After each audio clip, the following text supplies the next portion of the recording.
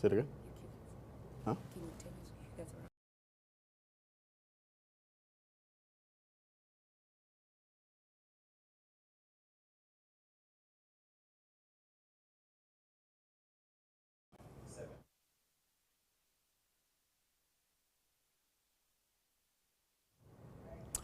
Welcome to the second day of the African Union's conference on positive masculinity. Yesterday, it was the first day. There were discussions amongst the delegates, and on this broadcast, we had an opportunity of talking to the variety of guests, including former state presidents. And today, we're talking to the Minister of Social Development, Mayor Lindiwe Zulu. Sis Lindiwe, good morning, and thank you very much for your time. Thank you, and thank you very much for the opportunity. Yesterday, there was quite a lot of discussions, and what is your assessment of day one? Firstly, let me start from the commitment by the heads of state to be consistent in hosting these meetings. Remember, the first one took place in Kinshasa, the second one took place in Senegal, the third one is taking place in South Africa. And the good thing, as I see, is the continuity of the discussions. And the continuity is about finding solutions to this problem, which is toxic masculinity. And in this particular case, they're looking at positive masculinity and its impact on creating a better environment and a better situation for women and girls, but in particular focusing on fighting gender-based violence and violence against women and children. So for me, the day one really covered all the necessary topics that they had agreed upon. And secondly, most, if not all, the speakers attended yesterday. The discussion was very robust, and the discussion must focus on what actually needs to be done more than discussions about what has happened. Is about what needs to be done. And yesterday's focus was more on finding solutions, was more of institutionalizing this very AU decision itself on having the conferences on positive masculinity. But it also, the discussion yesterday was more about, yes, it's good for it to be institutionalized at the level of the AU, but what about the countries and individual countries? How do individual countries ensure that their governments, their NPOs, their NGOs, their private sector pays attention to this issue? One of the other things that came out yesterday in the interviews that I've been able to listen to, it's one of the very important nuance of conferences. It came from the former Executive Director for Women in the UN, Mayor Phumzile Mlambo-Ngcuka. She said something very nuanced, but it was quite key about these conferences, is that these conferences and these discussions must be simplified to an extent that you are able to measure discussions and also the resolutions. Because sometimes you go into conferences and then people start to talk big. And at the end, you don't achieve anything. How important for this conference to simplify its discussions and resolutions that are measurable in a way? Well, look, it's about monitoring and evaluation, because when it comes to policy development, you can't oversimplify it to such a point that it doesn't respond either to processes of parliament, of legislation, it doesn't respond to your constitutional provisions, it doesn't respond at that high level. I'm talking about the high level of governments, high levels of presidents and all.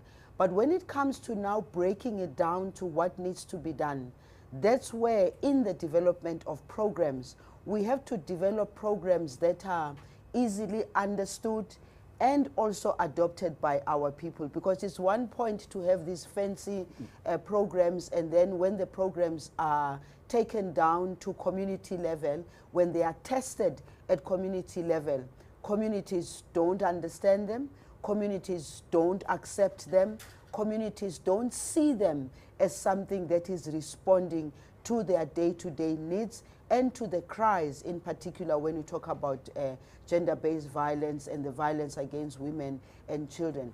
So yes, it is true, we have to simplify it, but we must be sure at what level do we simplify it.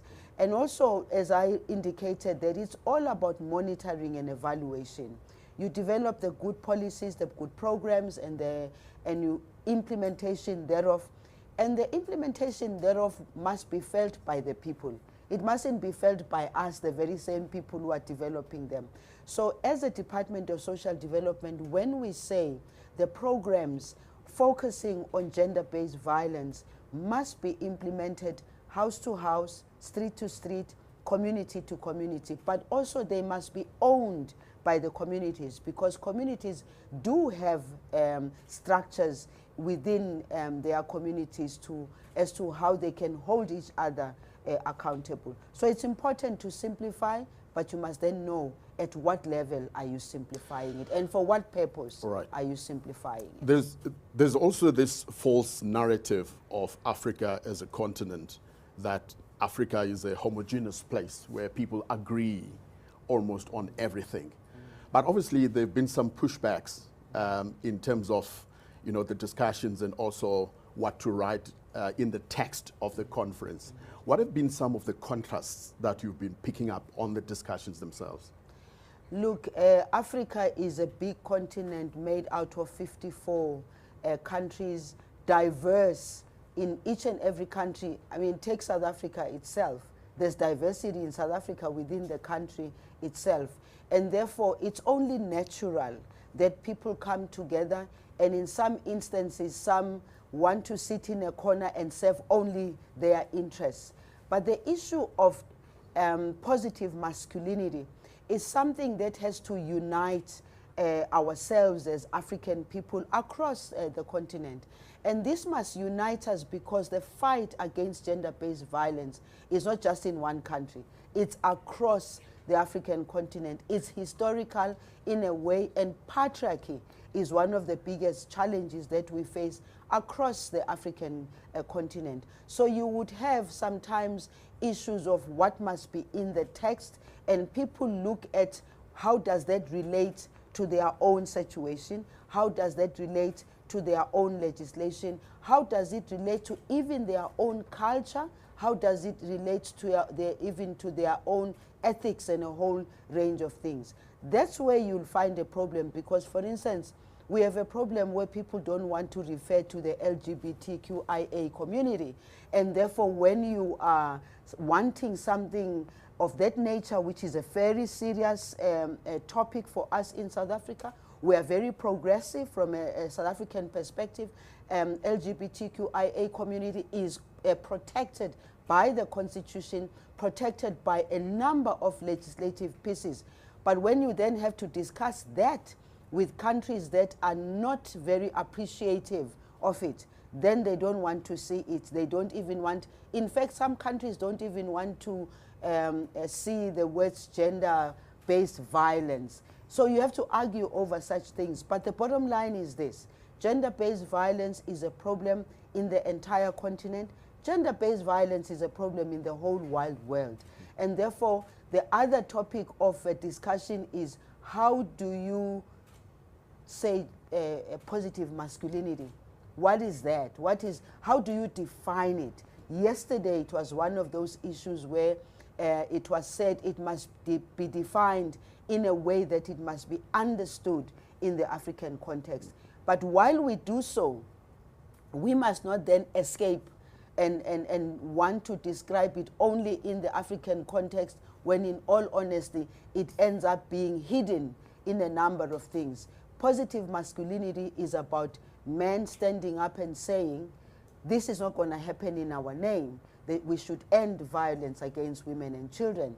Positive masculinity is also about men just being positive about themselves and their role in society in general. You talk about the fissures that are out there in the society, and one of the most unenviable tasks, obviously, that you're going to have out of this conference is to take the text of this conference and take it into the society. I think you would be that highest priest and disciple of making sure that you're going to preach this gospel amongst your colleagues in the cabinet and also in the society in general. How are you going to do that to make sure that these 2 days are basically not a waste? South Africa hosting these people and I mean, for the past 2 days and these discussions, how are you going to make sure the implementation at your level of government in South Africa into the society, in the villages, into street corners? How are you going to do that? Well, we already have in place systems from a government point of view. The Department of Social Development, together with the Department of Women, Youth and People with Disability, but also the agenda which has been adopted by the government to say we need to pull every resource that we have to fight gender-based violence, and therefore the structures are there from a government point of view.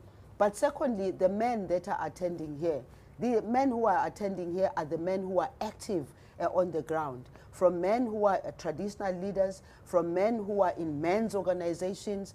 I think that's the fact that these men are here and they are the ones who are speaking. We have confidence that when they come out here, they will take this to our communities. Community is represented here. So we are expecting those that are representing community to take the resolutions down to the local level and see how they can be able to implement. Yesterday they were speaking about institutionalization. There's full acceptance of institutionalization. Minister Lindiwe Zulu, thank you very much for your pleasure. time. Thank you. That was the Minister of Social Development in South Africa, Minister Lindiwe Zulu, giving us a sense of what government is expected to do beyond this conference. And my name is Mzukisi Solani. This has been a live broadcast from digital TV channel, dsdtv.org.za. Let's go for a break.